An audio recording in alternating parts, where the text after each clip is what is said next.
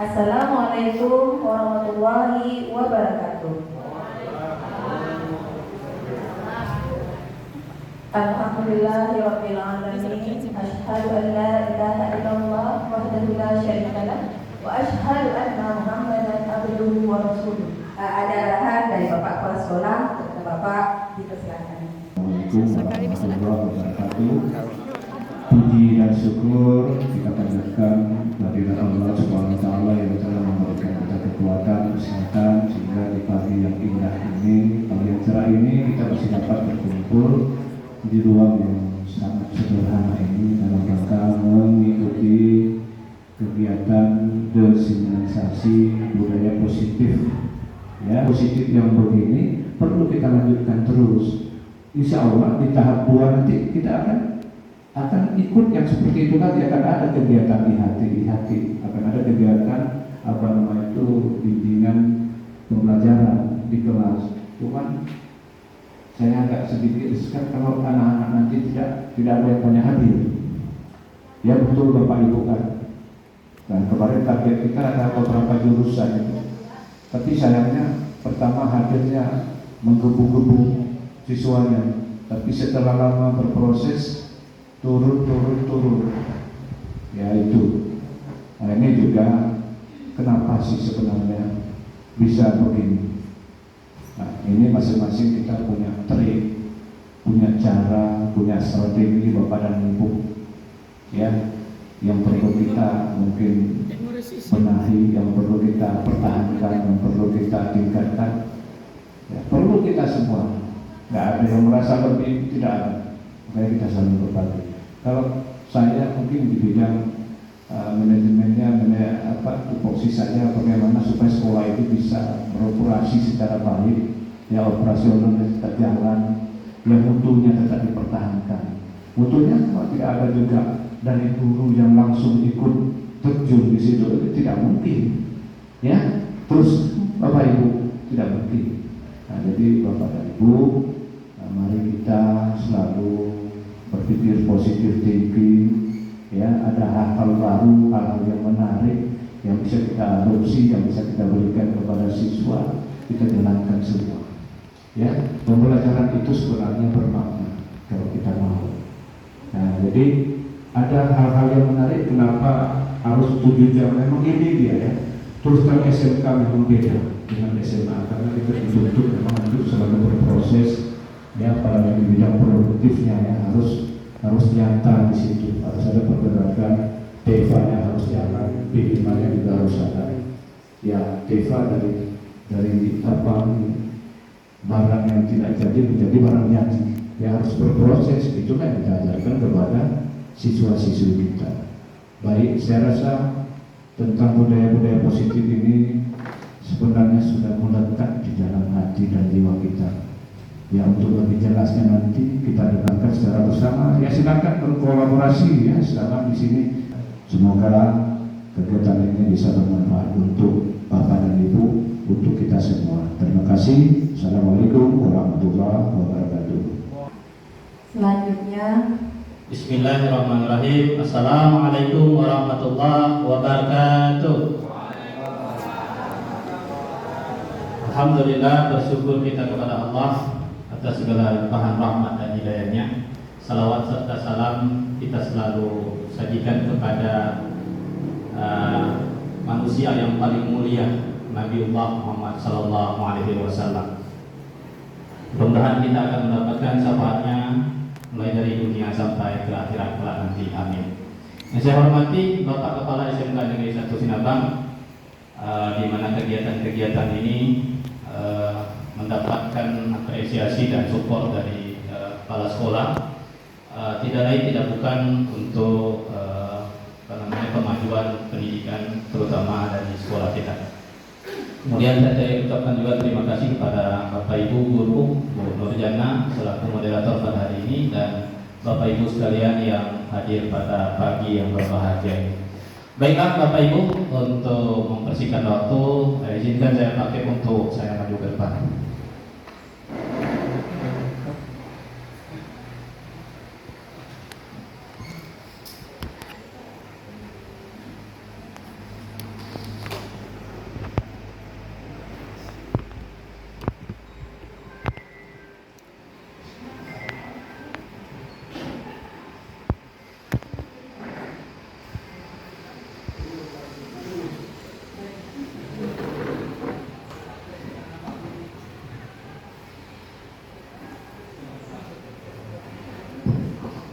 kontak saya tadi Bapak Ibu. Ya karena hari ini sebenarnya hari spesial ini. Ya, ada tes-tesnya. Kemarin kan nggak ada tesnya. Hari ini ada tesnya Pak Musa gimana ini? Pre-test dengan post-test. Oke, Bapak Ibu, kita mulai ya. Kegiatan kita pada hari ini, saya minta Bapak Ibu ketika saya tanya nanti apa kabar semuanya, alhamdulillah, luar biasa, Allahu Akbar. Boleh ya? Boleh ya? Saya coba dulu satu ya, tes dulu satu. Apa kabarnya hari ini Bapak Ibu guru hebat?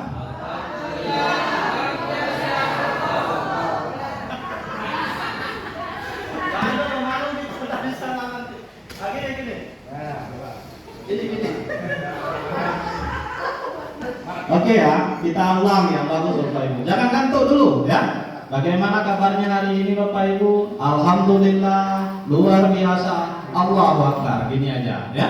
Kita ulang ya. 1, 2, 3. Turun siap? Siap ya. Bagaimana kabarnya hari ini Bapak Ibu guru hebat? Allahu Akbar. Alhamdulillah, mudah-mudahan Allah memberikan kita rahmat hari ini. Baik. Kemudian ini kita membahas tentang budaya positif. Nah, budaya positif saya minta Bapak Ibu untuk berdiri. Nah, silakan berdiri semuanya dulu. Saya mau mengetes dulu tingkat kefokusan pada hari ini ya. Saya mau mencoba dulu. Jadi gini, saya ada tes gampang sekali, tapi tolong diperhatikan. Ada 4 kata yang harus diingat. Yang pertama ada namanya makhluk itu ular. Kalau ular itu panjang. Kalau cacing itu pendek. Kalau gajah itu besar. Kalau semut bisa diingat? Bisa ya. Nanti kalau saya bilang, tapi iya, sambil untuk bicara ya, sambil bicara. Kalau saya bilang ular, panjang. Kalau saya bilang cacing, pendek. Kalau saya bilang gajah, besar. Kalau saya bilang semut, bisa ya? Oke, saya coba. Saya coba ya. Saya coba.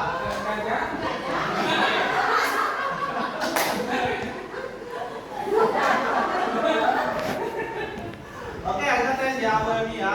Oke. Ular, cacing, gajah, semut. Oke, sekarang saya balik. Kalau saya bilang ular, bilangnya panjang tapi ukurannya pendek. Paham nggak? Kalau saya bilang gajah besar, gajah berarti bilangnya besar tapi ukurannya pendek. Begitu juga kalau saya bilang semut, besar. Kalau semut itu kecil tapi ukurannya besar. Kita kebalikannya.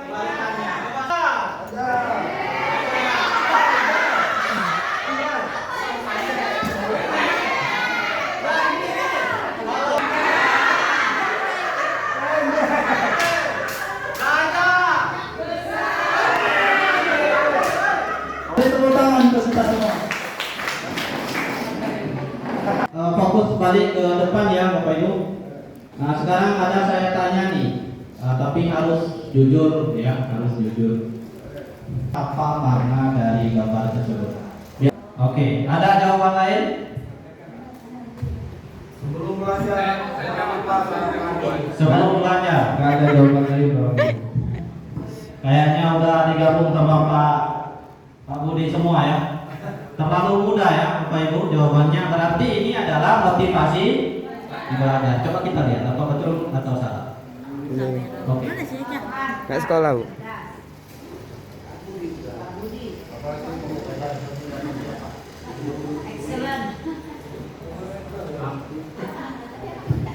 Baik Bapak Ibu, sejenak dulu kita ucapkan turut berduka cita atas meninggalnya mertua dari rekan kita yaitu Ibu Sri Rahmadiana. Innalillahi wa inna ilaihi raji'un. Mudah-mudahan beliau ditempatkan di sisi Allah di tempat yang sebaik-baik. Kemudian udah pulang Pak ya? Sudah pulang, nanti kita akan kunjungan ke sana nanti mungkin Pak ya. Kita sesuaikan. Baik, Bapak Ibu kita lanjut ya. Kita lanjut Pak ya. Oke, kita lanjut ya. Tadi sudah benar dijawab oleh Pak Budi. Sekarang ada satu lagi. Nah ini apa? Pak Ahmad.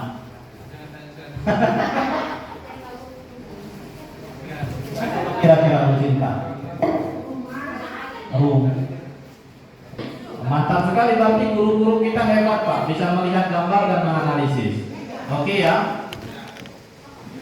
Nah, apakah Bapak Ibu setuju? Yang pertama, pemberian hukuman dapat mendisiplinkan siswa. Setuju ya, tapi hukumannya yang mendidik. Hukumannya yang mendidik. Iya. Itu contohnya seperti apa?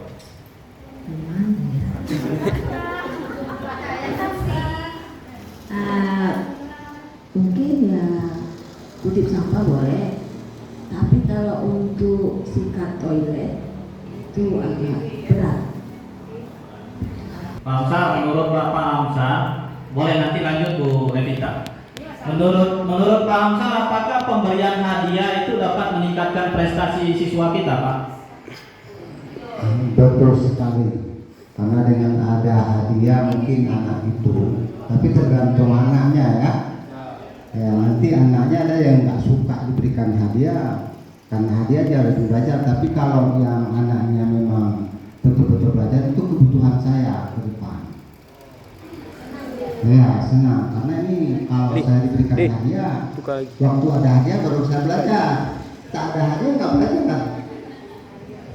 Sering nggak? Pernah nggak Bapak lakukan itu? Pernah nggak Bapak lakukan? Waktu masa-masa dulu ya, kalau sekarang belum. Kan jujur. Iya Pak, memang itu harus kita. Oke. Nanti jangan berbohong lagi. Iya baik Pak. Ada Bu Levita yang mau jawab lagi, silakan Bu Levita. Kalau nggak cukup mic-nya, silakan minta maaf untuk menyesuaikannya. Cukup. Sebenarnya tadi saya mau menanggapi yang pemberian hukuman ya, tapi karena durasinya sudah habis. Iya. Tapi tidak apa-apa, saya selesaikan aja dulu. Boleh. Ini kan masalah hukuman ya anak-anak kita. Jadi kalau kita bandingkan, ini membandingkan dengan yang dulu masa-masa saya sekolah, ya. Kenapa zaman dulu itu waktu saya sekolah setingkat juga SMK, kalau dihukum sama guru, nggak apa-apa, berat Bu. Seperti saya sudah alami membersihkan WC, mengangkat tanah, tangan ini dipukul, nah, itu sudah saya alami. Jadi kalau kita mengadu ke orang tua, bahkan orang tua datang ke sekolah untuk menambah lagi sama gurunya. Tapi sekarang tidak bisa lagi karena ada undang-undangnya. Makanya hukuman itulah orang sekolah zaman dengan yang milenium sekarang berbeda Pak. Jadi kita lihat kompetensi zaman dulu dengan sekarang jauh berbeda. Nah, masuk disiplinnya ya. Nah, jadi untuk nomor 2 saya menanggapi pemberian hadiah meningkatkan prestasi siswa itu harus kita berikan reward, bukan berarti dalam bentuk benda, boleh dalam bentuk menambah nilai. Ya seperti saya lakukan kalau misalnya di waktu misalnya pembelajaran di awal-awal ya, nah, pertama hari masuk sekolah itu yang misalnya 10 orang datang, 10 orang itu ada memang rewardnya, ada catatannya sendiri sama saya. Reward nilai, semuanya 100. Nah nanti, itu aja. Tidak mesti dalam bentuk benda. Baik. Kalau anak TK itu ada bintang-bintangnya dia. Baik. Terima kasih Bu Levita. Sekarang saya mau tanya langsung aja ya ke Pak ini ya, Pak Mardian saja langsung. Pak, ini yang nomor 3 ini Pak. Apakah guru harus mampu memberikan solusi untuk setiap siswa yang bermasalah? Baik, bismillah. Kalau menurut saya ini sangat penting sekali, karena yang jelas guru itu memberikan solusi setiap mengisi dan kadang kepada siswa. Pertanyaan terakhir, terima kasih Pak Mardian. Siapa yang mau jawab nih? Ya, silakan Pak Taufik. Guru berperan sebagai teman bagi siswa. Guru. Ya, baik, kami jawab. Di situ pertanyaannya, guru berperan sebagai teman bagi siswa. Ya Pak.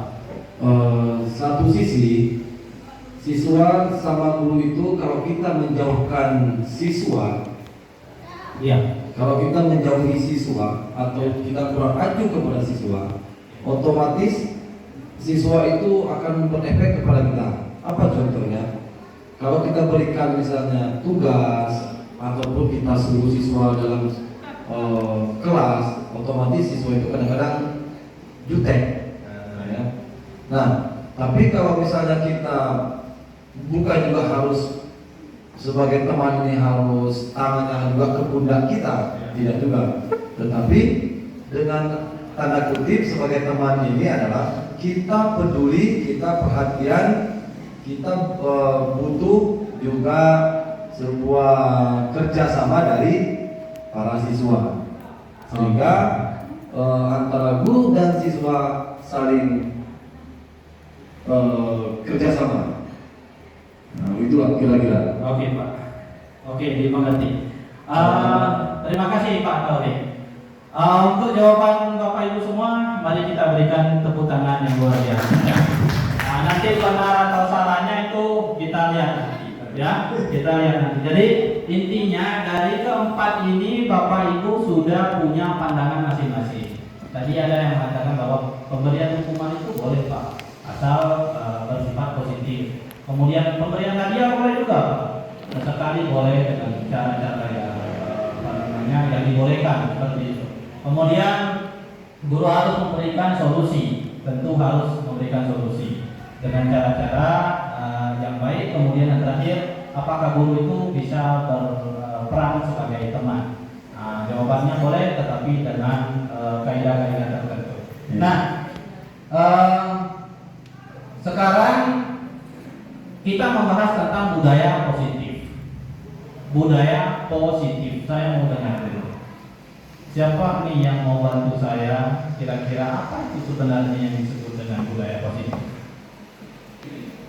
Bu Mardania boleh bantu saya? Ada Pansar. Oh, ada dia di silakan. Silakan Pak. Hari ini kita membahas tentang budaya positif, Pak. Masalah kata pasangan budaya. Budaya itu adalah kebiasaan-kebiasaan. Ya, kalau kita bilang kebiasaan positif, apa-apa aja yang positif. Positif itu yang baik. Yang baik. Oke. Jadi kebiasaan yang baik. Cuman bahasa di situ budaya positif. Kebiasaan yang baik. Apa kebiasaan yang baik? Ya, kita mengajar juga kebiasaan yang baik untuk masa depan anak, juga nanti untuk kebutuhan kita di akhir kelak, karena memberikan ilmu. Nah, kita berikan ini kutip sampah, mengisahkan anak itu supaya dia juga ke depan rupanya nggak boleh juga berserakan sampah di sini, harus dikumpulkan pada tempat. Nah, seperti itu kira-kira. Oke, baik Pak. Terima kasih Pak Tar. Sekarang ini dia. Kalau kita jabarkan, kalau kita intikan dari semua itu Pak, sudah betul yang Bapak bilang tadi. Apa itu budaya positif? Yaitu budaya positif itu merupakan sebuah perwujudan dari nilai-nilai atau keyakinan universal ya, yang diterapkan di sekolah. Nanti kita akan bahas ini bagaimana caranya kita memunculkan budaya-budaya positif di sekolah melalui ruang-ruang kelas. Mudah-mudahan waktunya cukup. Amin. Kemudian ini ya, Bapak Ibu bisa diingat atau dicatat boleh juga Bapak Ibu. Sebagai guru kita harus paham ini Bapak Ibu. Ya. Saya maju aja ke depan Bapak Ibu ya. Ini ada konsep-konsep inti untuk menciptakan budaya positif Bapak Ibu. Biar kita ingat sebagai seorang guru. Yang pertama disiplin positif. Ya. Disiplin positif. Bagaimana disiplin positif? Disiplin positif adalah sesuatu yang kita ciptakan berdasarkan kesepakatan kita. Sehingga kegiatan-kegiatan yang kita lakukan bersifat disiplin, ya. Kemudian motivasi perilaku manusia. Saya mau tanya dulu, ada berapa motivasi perilaku manusia? Saya mau jawab. Bu Ayu, silakan Bu Ayu. Ini kita arahkan kepada siswa kita. Seperti yang sama-sama kita pelajari Bapak Ibu, menurut saya motivasi perilaku manusia ini ada dua.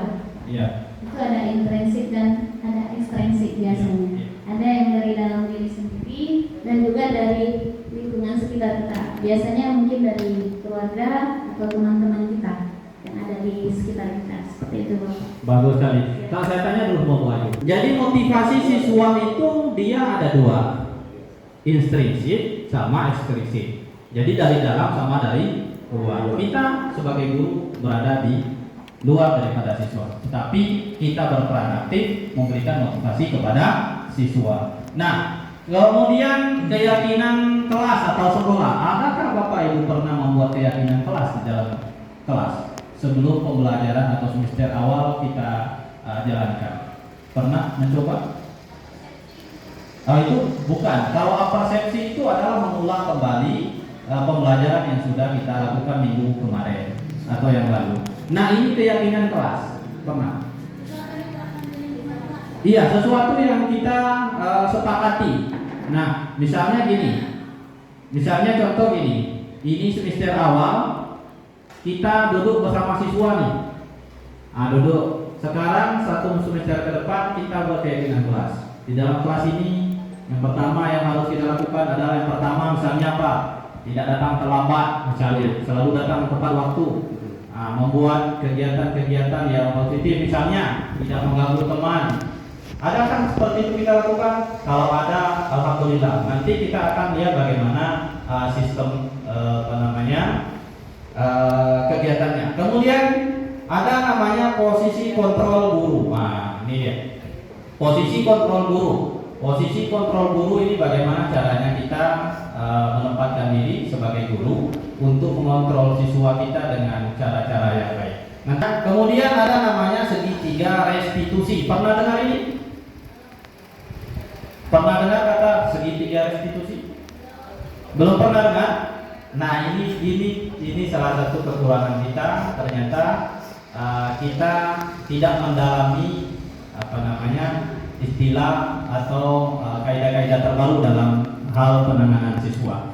Nah, nanti kalau memang belum, nanti kita akan lihat di beberapa slide berikutnya. Kalau seperti itu, saya mau mengajak Bapak Ibu, ini sangat bermanfaat untuk kita semua. Bagaimana caranya kita menangani siswa. Nah, saya minta Bapak Ibu tidak usah beranjak, tapi yang penting bisa berdekatan. Bapak Ibu semua kepalkan tangan nanti, kepalkan tangan, dan seolah-olah Bapak Ibu yakinkan di dalam kepalan tangan itu ada sesuatu yang berharga. Ada sesuatu yang berharga dan Bapak Ibu anggap itu sebagai sesuatu yang Bapak Ibu harus kepal gitu. Tetapi teman-teman di samping, Bapak Ibu sebagai pengepal atau yang di samping boleh membujuk. Tolong misalnya buka dong kepalan tangannya dengan cara apapun itu. Nanti kita lihat hasilnya. Misalnya contoh misalnya Bu Ayu sama Pak Taufik. Pak Taufik kepalkan juga tangan. Kemudian Bu Ayu kepalkan juga tangan. Pak Taufik boleh memberikan sesuatu informasi yang berharga yang menurut Bapak Taufik yakini bisa dibukanya kepalan tangannya Bu Ayu. Bu Ayu kayak gitu juga. Pak, atau saya kasih uang boleh, atau saya kasih hadiah boleh. Pokoknya bagaimanapun caranya. Silakan Bapak Ibu. Saya hitung sampai 10 ya. Silakan. Oke ya, selesai ya. Nah, selesai. Oke, selesai. Cukup. Bapak Ibu yang mau buka? Ada yang semua mempertahankan. Berarti saya yang salah karena mau berikan kurang lebih. berarti kurang pas informasinya Bapak Ibu ya. Kurang apa itu namanya, positifnya. Tapi mau saya dengar dulu dari siapa nih? Saya mau dengar dulu Bu Suri dulu. Ibu kan kepalan tangan ketika dirayu sama Bu Nurjana. Kenapa mau membuka kepalan tangan? Karena belum sesuai Bu Suri maunya bolu pisang. Saya sogoknya pelopis. Oke Bapak Ibu, saya mau dengar lagi nih. Bu Suri, berarti di kelas kita ini mau dia membuka kepalan tangan ketika ada sesuatu yang dia anggap menjanjikan untuk dia. Nah sekarang saya tanya sama Bapak Ibu. Bagaimana kalau siswa kita yang bermasalah? Nah ini, bagaimana kalau siswa kita yang bermasalah dan kesalahan itu dia anggap seperti tadi kepalan tangan yang sudah kita kepali? Apa kira-kira komentar dari Bapak Ibu? Berarti anak bermasalah seperti kepalan tangan. Tepuk tangan lah untuk Bu Dewi ya. Jadi itulah sebenarnya Bapak Ibu, ini ilustrasi sederhana tapi ini sangat bermanfaat Bapak Ibu. Coba kita bayangkan. Tadi saya instruksikan kepalkan tangan Bapak Ibu dan usahakan itu ada sesuatu yang Ibu yakini itu berharga dalam kepalan tangan, dan orang lain akan membujuk kita untuk kita bukakan kepalan tangan.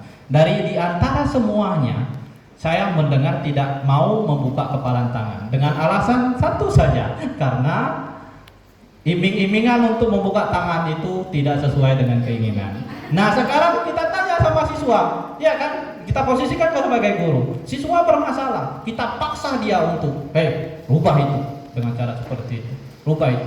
Tapi ternyata karakter yang di dalam dirinya saya begini. Kita kan punya karakter, manusia punya karakter masing-masing, punya ya, punya kodratnya masing-masing. Dan kita seorang guru tiba-tiba paksa dia, rubah begini begitu. Nah, jadi sebenarnya begini. Coba kita lihat di slide. Ilustrasi guru mengontrol murid. Pada dasarnya kita tidak dapat memaksa murid, Bapak Ibu. Pada dasarnya tidak dapat memaksa untuk berbuat sesuatu jika murid tersebut memilih untuk tidak melakukannya. Pernah kita alami ini? Pernah, dan sering ya.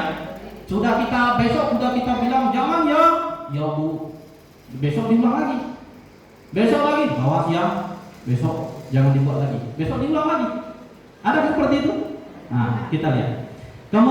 Kemudian ilustrasi bahwa kritik dan membuat orang merasa bersalah dapat menguatkan karakter. Menggunakan kritik dan rasa bersalah untuk mengontrol murid menuju pada identitas gagal. Mereka belajar untuk merasa buruk tentang diri mereka. Mereka mengembangkan dialog diri yang negatif. Ini Bapak Ibu. Sebenarnya dari selama ini begini. Kita sering menyalahkan langsung murid sebenarnya. Ini yang harus saya pikir. Tidak pun di kegiatan ini memang harus kita sampaikan juga untuk diri saya pribadi pun belajar hal ini. Ternyata begini Bapak Ibu, memang dalam bahasanya di lapangan tidak semudah kata yang kita ucapkan pada hari ini. Iya kan? Boleh. Ya, silakan Bu. Kata tidak mungkin sesederhana ini. Ya, cuman begini Bapak Ibu. Ketika ada siswa kita yang bermasalah, terus langsung kita justifikasi, sering nggak? Gua angkot memang sering setiap hari memang kayak gini. Pernah nggak kita bilang sama siswa gitu? Nah, jangan sekarang Bapak Ibu. Ternyata itu sangat berdampak negatif kepada siswa. Kenapa? Karena siswa itu dia merasa dirinya bersalah dan merasa dirinya gagal. Misalnya contoh dia berbuat salah, datang kita guru. Datang ke depan kita, langsung kita salahin siswanya. Memang kamu ini sudah memang itu tanda-tanda kamu ini memang selalu begini. Udah Ibu bilang kemarin jangan begini, tetap kamu buat begini. Ternyata ketika siswa itu dia mengikuti perintah kita, ada goresan di dalam hatinya. Ketika itu dia merasa bahwa diri saya memang seperti apa yang dikatakan oleh guru saya. Sehingga besoknya dia ingat, kamu seperti ini, kamu memang seperti ini. Tapi kita lakukan pendekatan yang pertama begini.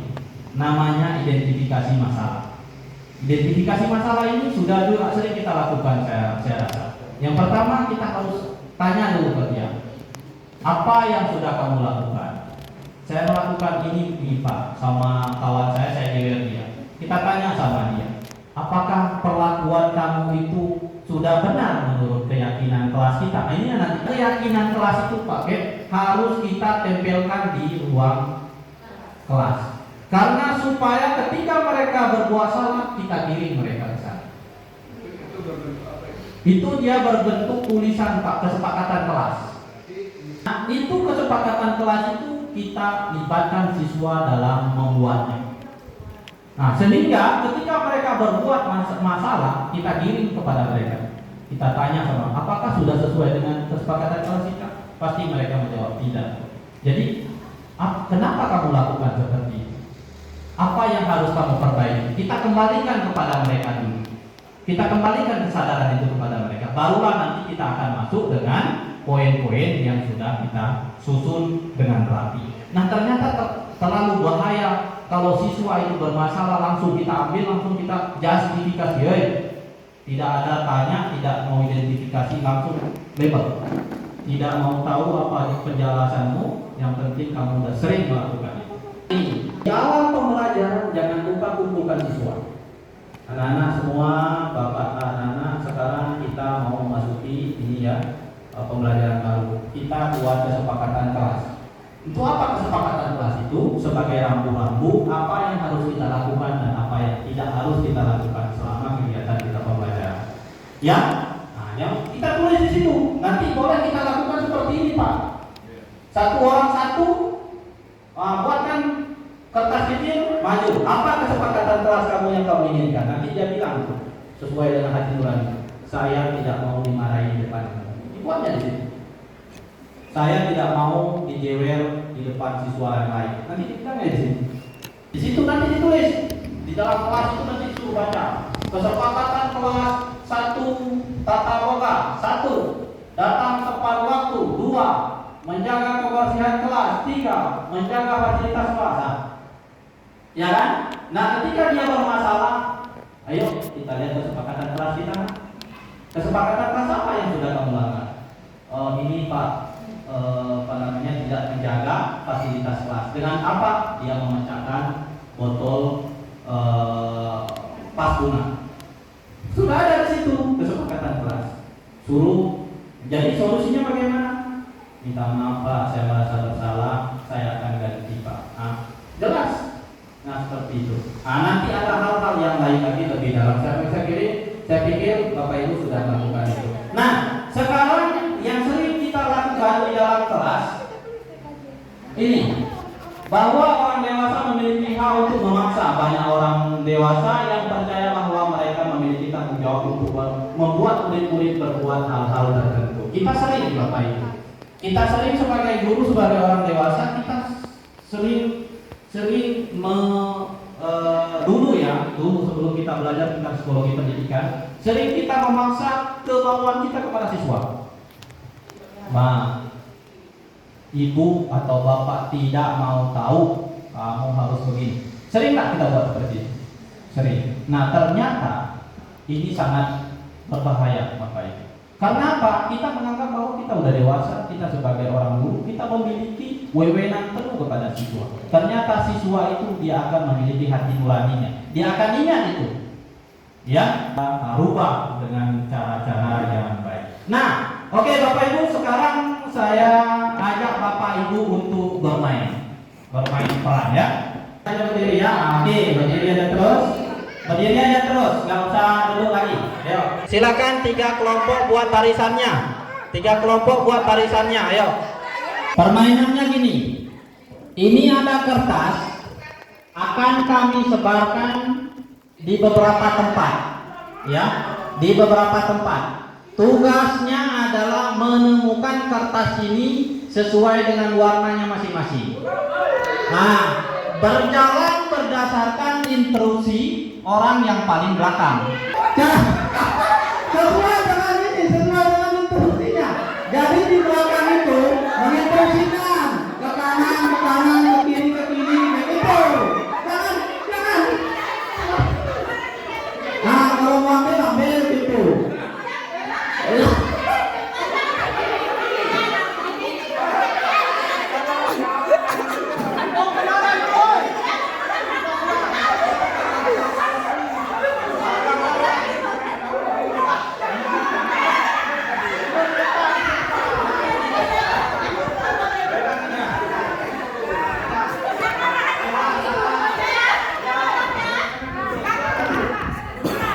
Oke. Ya silakan jangan tinggal dulu ya.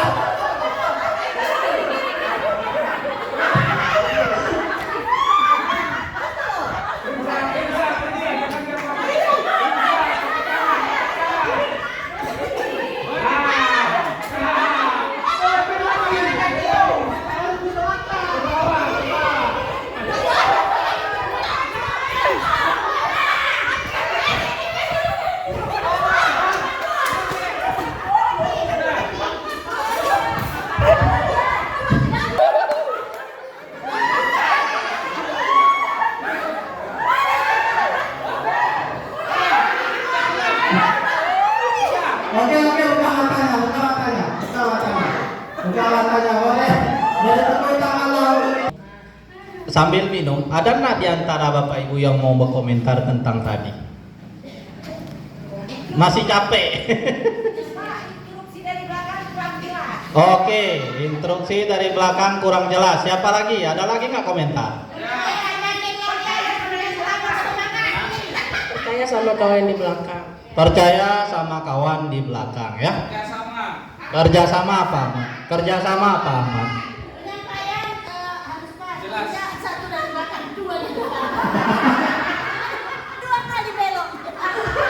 Boleh tepuk tangan lah untuk semua yang menjawab ya. Yang belum menjawab minta maaf karena waktunya ya. Masih banyak kegiatan-kegiatan yang positif, tapi saya cut aja. Cukup satu aja karena udah ngos-ngos kan Bapak Ibu. Nah sekarang gini Bapak Ibu, coba kita kembalikan kepada diri kita sendiri. Sebagai guru nih ya, tadi kita ada di dalam posisi apa? Ya, di dalam posisi kita itu di belakang tadi. Tapi peran kita di depan. Ya nggak? Posisi kita di depan, di belakang, tapi peran kita untuk orang-orang yang di depan. Sekarang kita lihat beralih ke budaya positif. Mengapa budaya positif? Nah, budaya positif adalah nilai atau keyakinan dari kebiasaan-kebiasaan di sekolah yang berpihak pada peserta didik, sehingga peserta didik menjadi pribadi yang bijaksana dan bertanggung jawab. Kita kembali kepada peserta didik. Sekolah kembalikan kepada peserta didik. Kebijakan kita dalam pembelajaran kita kembalikan kepada peserta didik. Apa sebenarnya tujuan kita untuk mengajar dan apa yang diinginkan oleh peserta didik. Nah, kemudian suasana positif sangat mendukung terlaksananya pembelajaran yang kondusif. Suasana positif akan membuat lingkungan belajar lebih menyenangkan sehingga proses belajar dapat berjalan tanpa beban dan tekanan, melainkan keinginan dan kesadaran dari dalam diri peserta didik. Suasana positif juga akan membentuk karakter positif peserta didik sehingga akan menjadi budaya positif peserta didik dan budaya positif juga di lingkungan sekolah. Bapak Ibu, saya mau tanya dulu Bapak Ibu, siapa kira-kira yang menciptakan budaya positif di sekolah? Karena di depan. Menciptakan seluruh masyarakat sekolah. Ya. Kalau misalnya hanya guru aja, siswa tidak ada niat, nggak jadi dong. Iya. Semua yang masyarakat sekolah semuanya terlibat. Silakan Bu Wani.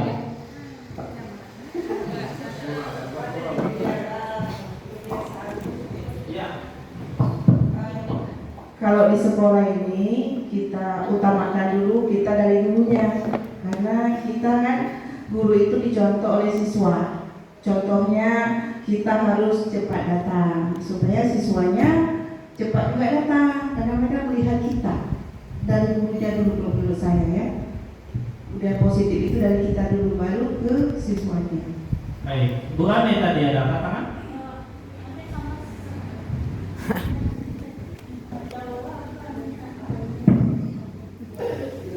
Jawaban saya hampir sama Bu Wani dan Bu Devesa. Untuk menerapkan budaya positif itu sendiri kita mulai dari diri sendiri.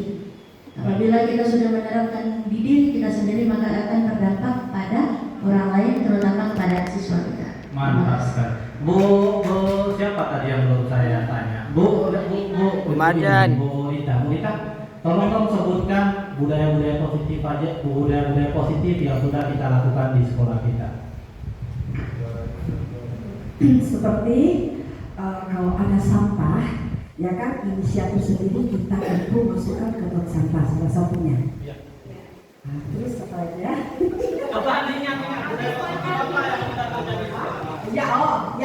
ada 5S ya, salam, sapa, senyum, santun, budaya 5S itu lah pokoknya. Yang terasa ya. Oke. Boleh, terima kasih ya Bu. Saya mau tanya nih sama siapa aja nih pertanyaan saya. Kira-kira budaya positif apa yang belum kira-kira di sekolah kita dan perlu itu? Cek satu kali coba, cek dulu ya. Ini yang kurang di antara, bukan di antara kita ya, tapi di lingkungan sekolah ini ada yang kurang, terutama di sapanya kurang. Nah, kemudian salamnya juga, terutama ini antara siswa dengan guru. Nah, itu yang kurang kalau menurut saya. Ini bisa kita lihat ketika ada tiket di depan gerbang. Ketika kadang-kadang anak-anak ini kan ada yang lupa mungkin. Ketika dia bawa motor, nah itu biasanya motornya di luar parkir. Seharusnya berhenti dulu, turun dari motor, salam dulu. Nah, ada sebagian bapak ibu guru yang piket membiarkan. Nah, itu yang agak kurang sedikit di bagian budaya positifnya. Itu saja mungkin. Oke. Terima kasih banyak Bapak Ibu sudah diungkapkan budaya-budaya positif yang sudah di sekolah kita dan harapan-harapan yang akan kita capai ke depan Bapak Ibu. Ini penting sekali bagi kita Bapak Ibu mengerti tentang apa-apa saja budaya positif. Budaya-budaya positif itu adalah hal-hal yang baik, yang penting, yang harus kita lakukan di dalam lingkungan sekolah terutama ya. Nah, setelah kita ciptakan budaya positif, ada namanya disiplin positif. Nah, disiplin positif ini saya langsung saja Bapak Ibu adalah penerapan disiplin yang dapat mendorong anak agar dapat bertanggung jawab terhadap apa yang dilakukannya karena mereka mendasarkan tindakan mereka pada nilai-nilai pendidikan universal. Disiplin positif muncul karena dorongan dari dalam diri sehingga motivasi yang muncul bersifat internal bukan akibat hukuman maupun penghargaan. Disiplin ini adalah bentuk kontrol diri, yaitu belajar untuk kontrol diri agar dapat mencapai suatu tujuan yang mulia. Nah ini Bapak Ibu ya. Jadi kita sebagai guru kita tentunya sudah mengerti tentang disiplin ini. Kemudian saya mau kasih informasi lagi kepada Bapak Ibu. Ini tanpa kekerasan dan tanpa ancaman melainkan komunikasi tentang perilaku secara efektif antara guru dan peserta didik. Ini Bapak Ibu. Kita sebagai seorang guru ini ada juga siswa kita. Bapak Ibu, siswa dan guru itu sama-sama manusia. Kita sama-sama manusia yang memiliki sebenarnya tujuannya sama. Ada 5 kebutuhan manusia itu. Siapa yang masih ingat? Kebutuhan dasar manusia. Enggak, bukan primer, sekunder, tersier, bukan. Kebutuhan dasar manusia. Pernah dengar, pernah ingat? Yang pertama apa? Ada pertama ingin dihargai. Ya kan? Semua orang ingin dihargai tidak? Apakah siswa kita ingin dihargai juga? Perlu kan ingin dihargai? Nah, ini yang penting yang belum kita bukan belum ya. Sebenarnya sudah kita lakukan. Ya kurang. Artinya gini, sebagai seorang guru, kita harus menghargai siswa kita dulu. Kita hargai mereka datang ke sekolah dengan niat mereka belajar. Kita hargai. Ketika kita sudah menghargai mereka, mereka akan juga memberikan penghargaan kepada kita. Kita bisa contohkan dalam kehidupan kita kan? Ada sering, nah ada dihargai no, ada mau hargai dulu. Sering kan? Sering.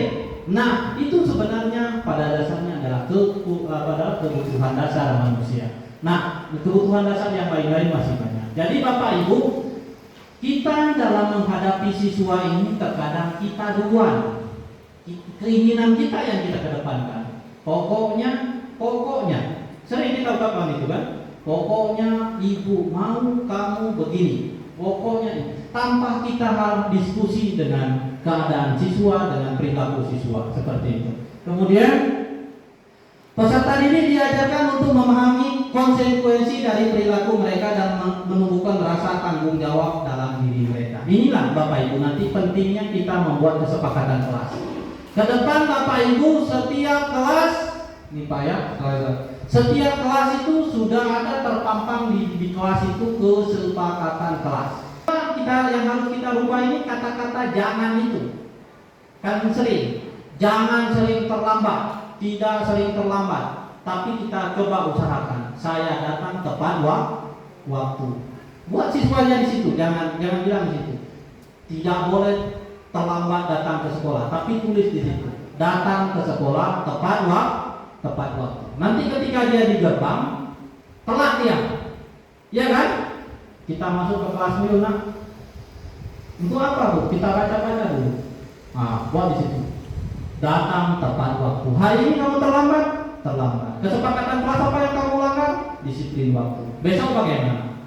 Besok saya akan mengikuti aturan sesuai dengan kesepakatan kelas. Bisa seperti itu? Bisa, tapi susah. Iya. Nah ya, usahanya harus buat. Memang kalau kita lihat agak susah, tapi kalau kita laksanakan insya Allah tidak ada yang susah. Kemudian menumbuhkan rasa kesadaran serta memberdayakan peserta didik untuk melakukan sesuatu tanpa sogokan. Tanpa ancaman atau hukuman. Bapak Ibu, kita sebagai guru yakin kurang memberikan motivasi kepada siswa kita. Yang sering kita lakukan di dalam kelas bagaimana pembelajaran kita itu tetap langsung. Tapi di awal pembelajaran jarang kita sekarang, bukan jarang ya. Ada beberapa yang tidak selalu melakukan itu. Berikan motivasi kepada siswa. Ceritakan hal-hal yang baik dari siapa saja, termasuk diri kita. Termasuk saya sering itu karena kekurangan contoh, saya contohkan diri saya. Tapi saya menganggap bahwa tidak semua apa yang dalam diri saya itu benar dan bisa kalian contoh. Tapi inilah yang menurut Bapak bisa kalian contoh. Nah, bisa kita berikan contoh-contoh karena siswa kita ini sudah kekurangan motivasi. Mereka di sekolah, di rumah kadang-kadang kekurangan motivasi. Mereka banyak main HP dan hal yang lain sehingga mereka kurang motivasi. Nah, Bapak Ibu, disiplin positif ini saya mau mengajak Bapak Ibu. Inilah yang saya bahas kemarin tentang disiplin positif akan melahirkan nilai-nilai kebijakan, yaitu profil pelajar Pancasila. Ini beriman dan bertakwa kepada Allah Subhanahu Wa Taala, kemudian mandiri, bernalar kritis, kemudian ada kreatif, bergotong royong, kebinekaan global. Saya kemarin pakai izin, saya berani ditanya sama kawan, kenapa Pak Sudin berani ngangkat visi kreatif? Karena saya tahu kemampuan sekolah kita mampu seperti itu. Jadi mudah-mudahan nanti sekolah kita bernilai kreatif dalam hal pembelajaran. Nah ini Bapak Ibu, boleh saya minta dulu satu Pak Budi dulu boleh ke depan, Pak Budi boleh minta maaf. Ambil mic-nya Pak Budi. Ya Pak Budi, mohon dibaca Pak Budi dulu. Tes. Motivasi perilaku manusia untuk menghindari ketidaknyamanan atau hukuman, untuk mendapatkan imbalan atau penghargaan. Yang ketiga, untuk menjadi orang yang mereka inginkan dan menghargai diri sendiri dengan nilai yang mereka percaya. Boleh Bapak jelaskan ke saya dulu yang nomor 1 itu Pak. Menurut pengalaman Bapak, untuk menghindari ketidaknyamanan atau hukuman kepada siswa ini. Kepada siswa. Motivasi perilaku manusia untuk menghindari ketidaknyamanan atau hukuman. Paling intinya adalah mematuhi tata tertib. Mematuhi tata tertib itu sudah cukup banyak di tata tertib. Kemudian untuk mendapatkan imbalan, saya pikir tidak usah itu karena mengharapkan pamrih. Kemudian untuk menjadi orang yang mereka inginkan dan menghargai diri sendiri dengan nilai-nilai yang mereka percaya. Berarti ini menganggap sebagai ingin diakui untuk menjadi nilai-nilai yang mereka percaya. Oke. Boleh kita beri tepuk tangan untuk Pak Budi? Ya, luar biasa sekali. Jadi begini Bapak Ibu, teman-teman sekalian. Siapa di antara kita yang suka dihukum? Ada.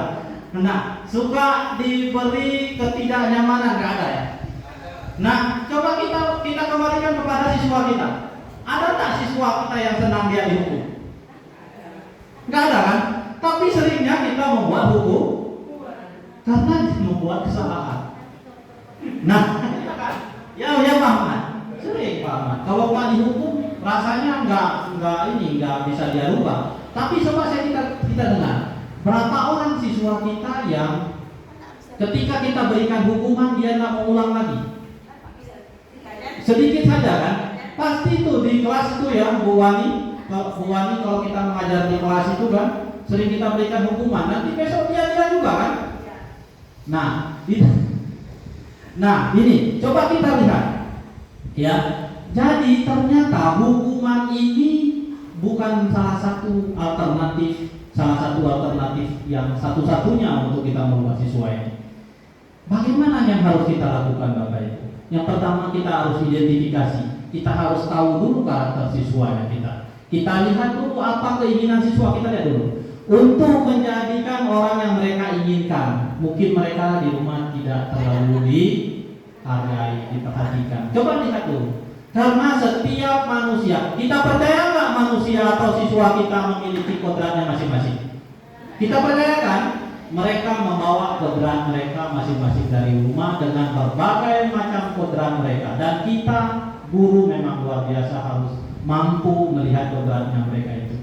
Ya mungkin mereka itu kenapa seperti ini, besok udah dihukum juga, dia perbuat juga, pasti ada sesuatu yang belum dia capai di situ Bapak Ibu. Nah inilah yang disebut dengan pendekatan kita kepada siswa dan kerjasama kita kepada sesama guru ya. Nah ini tadi ada motivasi perilaku manusia. Dari internalnya hindari pemberian hukuman dan penghargaan agar meminimalisir motivasi eksternal. Gini Bapak Ibu, penghargaan itu sebenarnya boleh Bapak Ibu, tapi dalam bentuk tadi saya sudah contohkan. Betul sekali Bapak Ibu sudah menjawab. Beri tepuk tangan. Itu adalah merupakan sebuah penghargaan yang melekat pada mereka. Bukan berarti penghargaan yang sering kita lihat itu siapa yang bisa menjawab kasih uang 60.000, kasih uang 200.000. Besok dia ingat itu, saya akan ini supaya saya dapatkan sesuatu yang besar dari guru saya. Sehingga tadi apa yang dibilang Pak Amsal betul juga. Yang dibilang Pak Amsal itu, ketika kita sering memberikan motivasi berupa penghargaan yang besar itu, dan mereka akan merubahkan motivasi mereka bukan lagi pada prestasi tapi pada apa yang akan dia dapatkan pada saat itu. Nah, kemudian untuk menjadi orang yang merdeka ya, yang mereka inginkan dan menghargai diri sendiri dengan nilai-nilai yang mereka percaya. Bapak Ibu, itu kita harus merubah mereka secara pelan-pelan. Nah, ini Bapak Ibu hukuman ini bersifat ancaman atau bersifat ketidaknyamanan secara tiba-tiba. Anak atau murid tidak tahu apa yang akan terjadi dan tidak dilibatkan. Hukuman bersifat satu arah dari pihak guru yang memberikan dan murid hanya menerima satu hukuman tanpa melalui satu kesepakatan. Kemudian dan murid hanya menerima satu hukuman tanpa melalui suatu kesepakatan atau pengarahan dari pihak guru, baik sebelum atau sesudahnya. Hukuman yang diberikan bisa berupa fisik maupun psikis. Murid atau anak disakiti oleh suatu perbuatan atau kata-kata. Bapak Ibu, kita harus hindari sekarang memberikan kata-kata yang menyakitkan kepada siswa. Hoi, memang kau tidak begini. Memanglah waang kau, memang sifat waang baik. Nah, saya kita ucapkan itu. Sekarang tidak boleh Bapak Ibu. Kita harus menghargai mereka. Kita harus mencari bahasa-bahasa yang mereka tidak membuat pukulan psikis kepada diri mereka, apalagi secara fisik. Kemudian Nah ini Bapak Ibu, kita rubah hukuman menjadi konsekuensi. Bapak Ibu pernah dengar konsekuensi? Pernah? Pernah, Pak, boleh Pak dijelaskan apa kira-kira perbedaan hukuman dengan konsekuensi, Pak? Konsekuensi ini adalah sudah terencana atau sudah disepakati, sudah dibahas atau disetujui oleh murid dan guru. Dari mana konsekuensinya bisa kita ambil? Dari kesepakatan bersama atau kesepakatan kelas. Misalnya dia lebih kepada sepihak kepada seorang guru itu, keinginannya guru itu. Misalnya kalau kita arahkan kepada guru, silakan berlari di keliling sekolah. Ada nggak dia konsekuensi di situ? Ada nggak pasti dia di dalam kesepakatan kelas itu? Nggak ada. Tapi itu adalah keinginannya seorang guru aja. Dia hukum siswa itu. Berdiri kamu di depan itu sampai pulang, sampai besok pagi. Misalnya seperti dihukum. Tapi kalau konsekuensi, arahkan dia. Apa kira-kira peraturan yang sudah kita sepakati dan kamu angkat. Saya membuat teman saya menangis karena barangnya saya hancurkan. Ada nggak kesepakatan kelas kita di situ? Ada apa? Konsekuensi jika melakukan itu apa? Konsekuensi buat kesepakatan di awal. Kemudian kita lihat lagi. Nah ini, coba kita lihat perbedaannya. Contoh ya, bahagia. Mencatat 100 kali di dalam buku kalimat. Saya tidak akan terlambat lagi karena terlambat ke sekolah. Misalnya saya tidak akan terlambat. Lari mengelilingi lapangan basket 2 kali karena terlambat hadir di sekolah. Membersihkan coretan yang dibuatnya di meja tulis. Murid diminta untuk push up 15 kali karena tidak menggunakan masker ke sekolah. Berdiri di depan kelas sambil mengangkat kaki 1 karena tidak bisa menjawab pertanyaan. Kemudian membersihkan WC karena merusak pensil teman. Lari keliling lapangan karena terlambat 10 menit saat pelajaran PJOK. Nah, hukuman oleh penghargaan, pengaruh jangka pendek dan jangka panjang. Penghargaan tidak efektif, penghargaan merusak hubungan, penghargaan mengurangi ketepatan, penghargaan mengurangi kualitas, penghargaan mematikan kreativitas, penghargaan menghukum motivasi dari dalam diri. Nah, jadi saya mau ke sini dulu sedikit. Nah, gini, kalau misalnya kita kan sering kita lakukan misalnya lari di keliling lapangan atau misalnya membersihkan WC, membersihkan semua itu saya mau tanya dulu, itu konsekuensi atau berupa hukuman ya Bu Dewi? Oke, bagus sekali Bu Dewi. Artinya kita sudah bisa memilah-milah Bapak Ibu ya. Ketika kita saya skip aja. Ketika seorang guru atau diberikan penghargaan atau dipuji di depan orang banyak, maka lain akan merasa iri. Dan sebahagian dari mereka akan tidak menyukai orang yang diberikan penghargaan tersebut. Ya kan, penghargaan menciptakan persaingan di kelas. Ya, di kelas, dan persaingan menciptakan kecemasan Bapak Ibu. Kita ternyata begini. Kalau anggapan kita itu bagus. Saya dulu pernah diberikan pulpen dulu sama guru saya waktu di SD.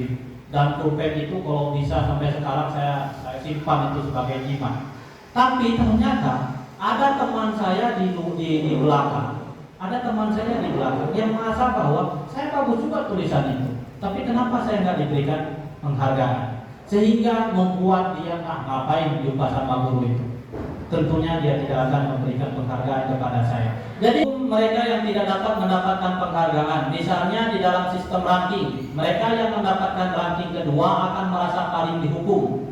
Mereka memberikan penghargaan atau hukuman hal yang sama karena keduanya mencoba mengendalikan perilaku seseorang. Sekarang kita lihat, kita kembali ke pembentukan keyakinan kelas, Bapak Ibu. Ya, keyakinan kelas berbuat berdasarkan antara kesepakatan guru dan bersifat universitas. Ya ini.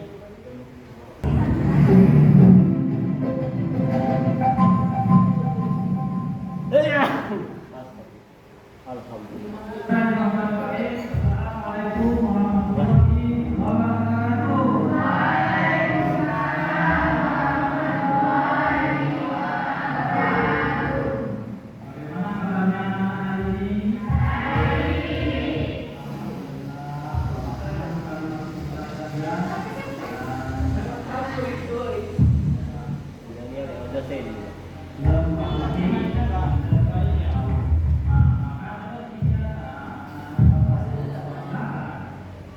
ini. Jadi Bapak Ibu coba kita lihat di sini kita bagikan seperti yang saya bagikan ini, Bapak Ibu. Kita minta dari siswa kita kira-kira keyakinan kelas menurut mereka itu bagus dilakukan di kelas.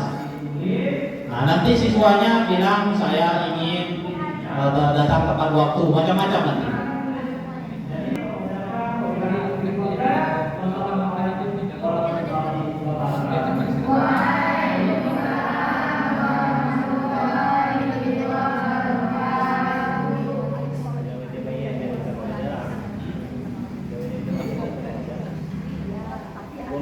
Iya, Bapak Ibu. Ya. Kemudian, nah ini Bapak Ibu.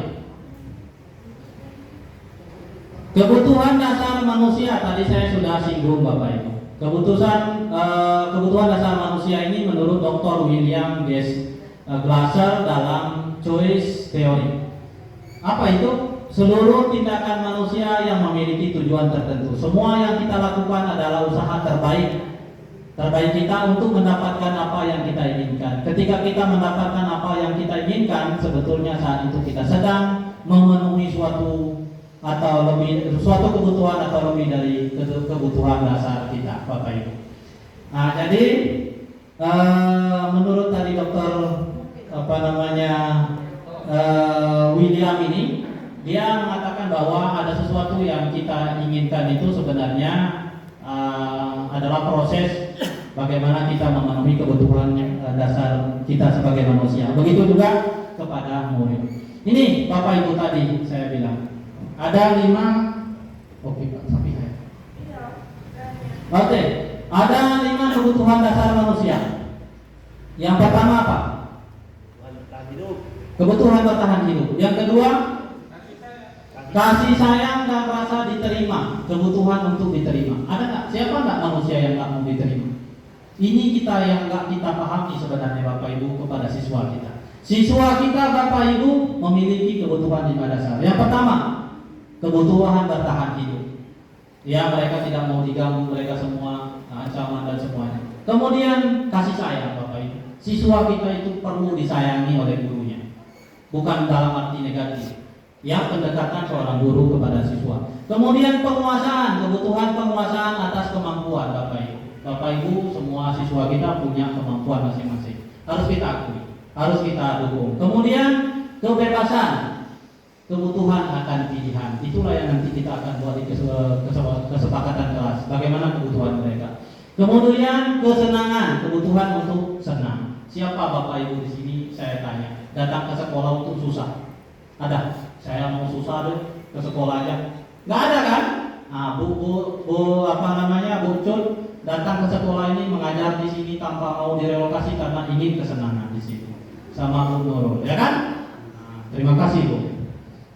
Kemudian, nah ini ada pada di sini siswa kita. Harus kita ingat, mereka ingin senang ke sekolah Bapak Ibu, bukan ancaman yang mereka dapatkan. Saya lewatkan aja. Ini kita posisinya kita Bapak Ibu. Ada 5. Posisinya kita ada sebagai penghukum pada siswa.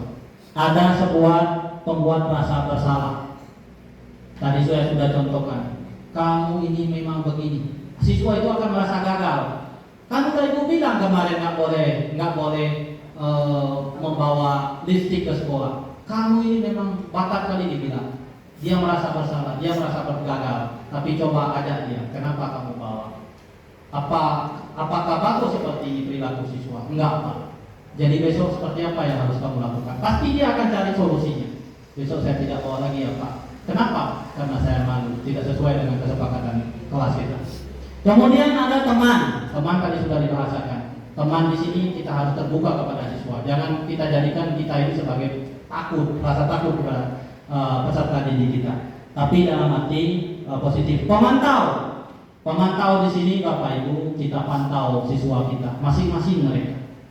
Makanya ada yang tidak datang ke sekolah 2 minggu, kita pantau dia, tidak datang 2 minggu. Kita harus pantau dia sampai ke rumah. Oke, terakhir sebagai manajer. Manajer itu sebagai pemimpin bagi mereka, Bapak Ibu. Ya, pemimpin bagi mereka, bagaimana kita membawa mereka. Dan di antara kelima ini yang paling bagus adalah posisi manajer. Kemudian ciri-ciri menghukum. Ini nanti kalau mau saya share PPT-nya, bisa dibaca. Ciri-ciri menghukum. Menghukum di sini menggunakan hukuman fisik maupun verbal. Guru yang menerapkan posisi menghukum akan berkata, patuhi aturan ibu, patuhi aturan bapak. Kamu selalu saja salah, kamu memang begitu. Kemudian pasti selalu yang terakhir selesai. Kamu ini udah bapak tandain kamu ini. Kalau ada PR pasti kamu yang telah selesai. Di dalam dirinya itu yang namanya menghukum.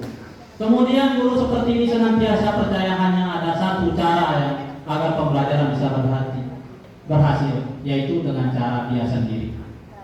Kemudian contohnya nggak usah.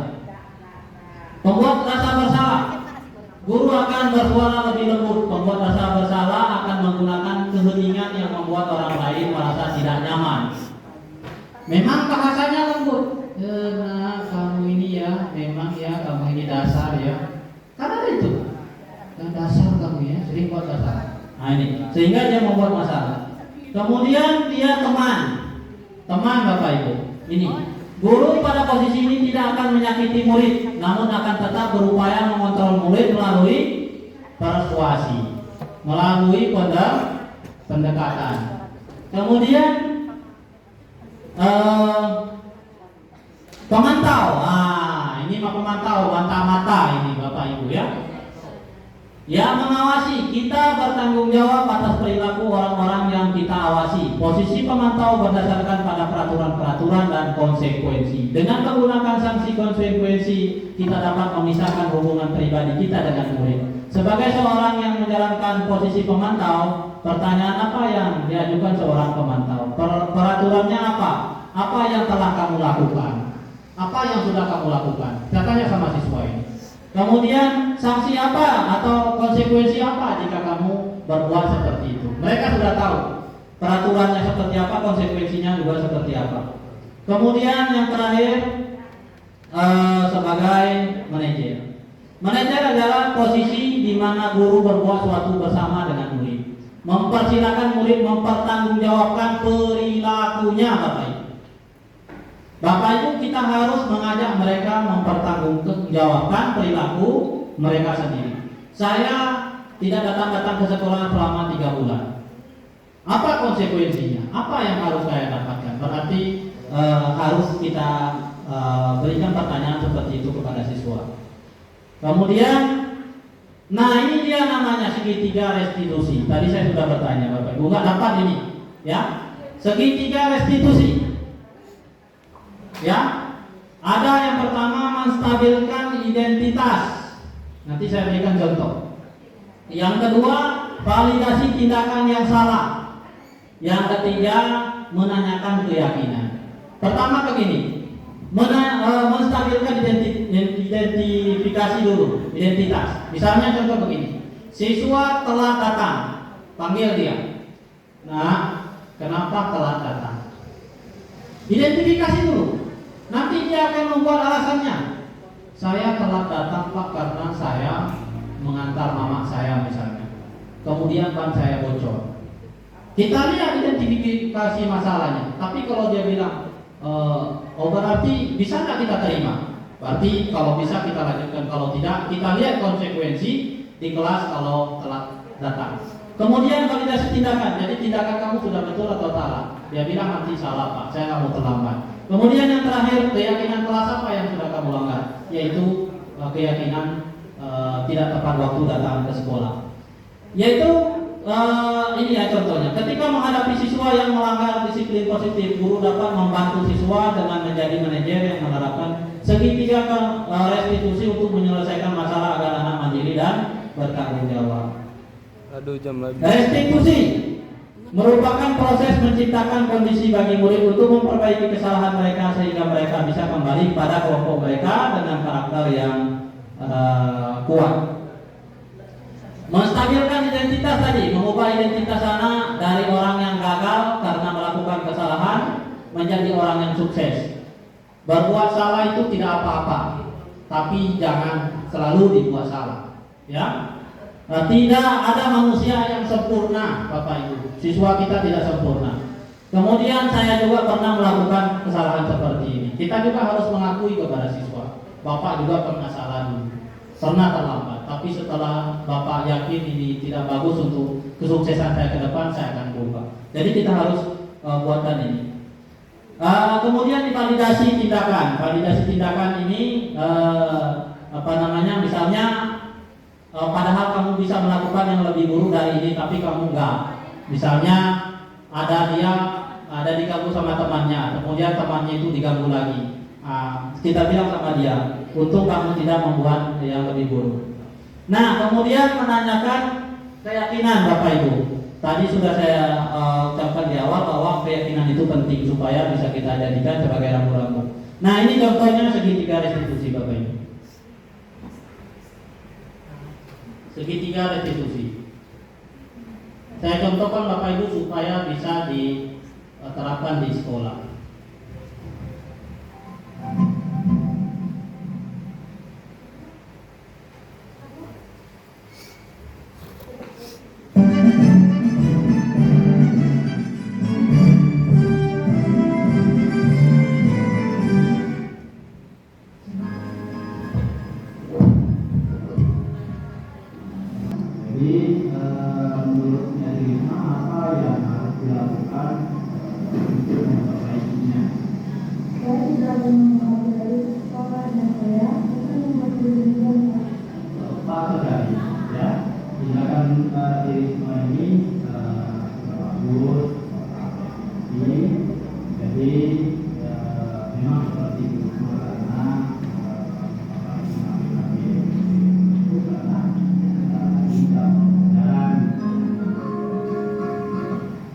Gimana nih perasaan Risma? Coba dilihat Bapak Ibu, feedbacknya dari siswa. Alhamdulillah Pak, saya senang sekali. Soalnya kalau dulu kami dimarahi dan merasa tertekan jika membuat kesalahan. Tapi tadi berbagi kepada diskusi dan saya mendapatkan motivasi. Terima kasih ya Pak. Ya sama-sama Risma. Identifikasi siswanya, identifikasi dulu, ya. Identifikasi dulu kenapa dia berbuat salah, ya. Kemudian sampailah kepada tahap menanyakan keyakinan apa yang sudah dilanggar seperti itu. Nah, tadi siswa sudah menjawab bahwa terima kasih Pak, biasanya kalau kami berbuat salah kami langsung dihukum. Ya kan? Woi, mari terus. Tanpa kami diajak diskusi dulu. Nah, setelah mendapatkan penanganan dari Pak Suldin tadi, dia merasa senang. Terima kasih Pak, saya lebih merasa kepada diskusi dan mendapatkan motivasi. Nah, terima kasih. Ini adalah contoh Bapak Ibu, tapi ini patut kita harus lakukan di sekolah kita. Kemudian saya ulangi yang terakhir, ini terakhir. Saya mau tanya dulu sama Bu Suri dulu. Pertanyaan, apakah pemberian hukuman kepada siswa itu dapat memberikan kedisiplinan atau mendisiplinkan siswa, dapat mendisiplinkan siswa kalau hukuman itu?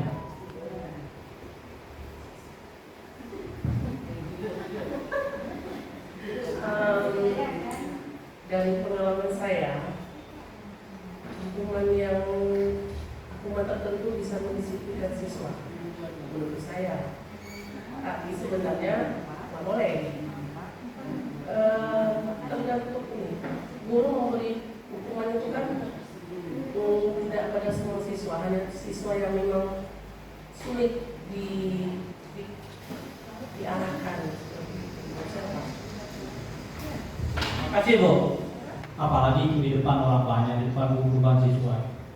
Nah, nanti kita selalu hukum, saya aja dulu dihukum aja saya tiap hari. Kemudian yang kedua, pemberian hadiah apakah dapat meningkatkan prestasi siswa? Ya, jadi pemberian hadiah kepada kepada siswa dapat meningkatkan peningkatan. Jadi begini Bapak Ibu. Pemberian hadiah ini dalam tanda kutip yang kita lihat sebenarnya itu misalnya gini ya, kita berikan hadiah di depan siswa yang dimaksud ini, ada hadiah masuk up di sini siswanya. Nah, itu nggak boleh Bapak Ibu. Misalnya ada pulpen yang bagus tuh, tinta kuning, kita bawa dari sana. Sengaja kita kasih ke mahasiswanya. Dia main siswa di sini, dia merasa bahwa saya juga pantas itu. Sedangkan pulpen itu cuma satu yang kita berikan. Sehingga membuatnya kecemburuan sosial. Kemudian, apakah guru itu harus selalu memberikan solusi, Bu Mita? Harus selalu memberikan solusi. Ya, guru harus memang bisa memberi solusi kepada siswanya. Baik itu solusi yang positif. Kalau solusi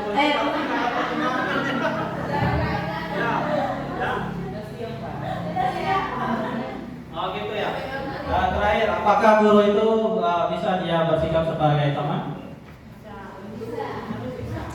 Menurut saya apakah itu sangat bisa, karena apabila siswa kita bermasalah maka kita ajak dia untuk berkomunikasi dengan baik dengan kita tanya dia kenapa begini seperti itu, kenapa seperti ini, kenapa seperti itu. Oke. Jadi terkadang karena itu butuh diperhatikan dan dijadikan sebagai teman kita. Karena guru itu berperan sekali sebagai guru, sebagai siswa, sebagai teman, dan juga sebagai orang tuanya. Bagus sekali ya. Kita berikan tepuk tangan luar biasa untuk yang sudah menjawab. Baik Bapak Ibu, demikianlah yang dapat saya sampaikan. Saya pikir masih banyak hal-hal yang perlu saya sampaikan. Tetapi karena kita keterbatasan waktu ya, saya rasa apa yang sudah saya berikan ini sedikit tidaknya akan memberikan pemahaman dan pengetahuan baru kepada kita tentang penanganan siswa atau bagaimana kita bersikap. Demikian saja yang dapat saya sampaikan. Mohon maaf jika ada yang kurang. Mantap. Semua terima kasih. Wabillahi taufiq wal hidayah. Wassalamualaikum warahmatullahi wabarakatuh. Ya, terima kasih Bapak Ibu sudah menjadi perhatian khusus kita pada siang ini. Ya, alhamdulillah berkat sebuah kolaborasi yang indah tadi, rasanya kita bisa kita lakukan dan terapkan semua. Ya, yang menjadi perhatian khusus, baik itu menjadi perubahan-perubahan di sana sini. Terutama saya terus tertarik dengan peraturan yang ada di kelas. Bukan maksudnya peraturan ya, kesepakatan. Institusi kesepakatan bersama dirubah, jadi hukuman dirubah ke hal yang lebih elegan ya. Dalam arti kata ada kesepakatan antara wali kelas dengan siswa-siswanya. Indah sekali itu kalau kita berpola semua. Terima kasih, saya rasa cukup ini. Nanti kita tunggu ditutup. Mungkin saya mohon maaf ya. Ya, alhamdulillah acara kita selesai. Yang pastinya dari pemaparan Pak Sudin sangat menarik. Intinya kita sebagai pendidik harus selalu berusaha yang terbaik. Alhamdulillah acara kita sudah selesai. Assalamualaikum warahmatullahi wabarakatuh.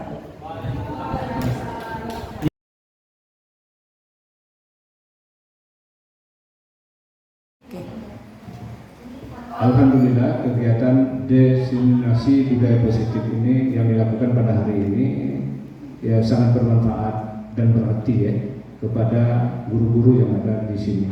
Mudah-mudahan ke depan bisa dimantapkan ya, bisa dijalankan apa yang menjadi yang disampaikan melalui BIMTEK tadi. Terima kasih.